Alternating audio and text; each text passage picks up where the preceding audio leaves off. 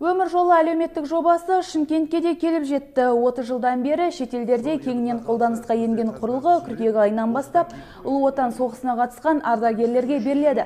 Дабыл қағу тетігі ұялы телефон және үйсім тетігіне жалғанған алқа тәріздес болады. Егерде адамның денсаулығы сыр беріп, жағдайы нашарласа, өздігінен іске қосылып, көмек беру орталығына белгі береді.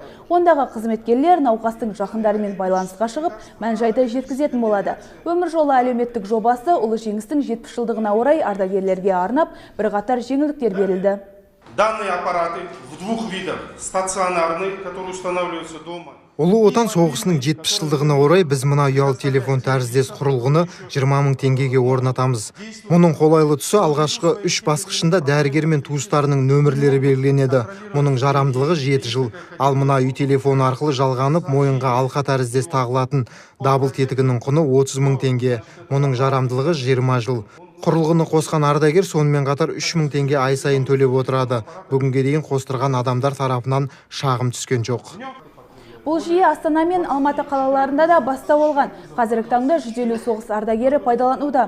Осыған сәйкес облыстағы 70-ге жуық батыр қарияларға да табысталмақ. Енді одан әрі Маңғыстау, Атырау, Батыс және Қарағанды облыстарына қарай жалғасын таппақ.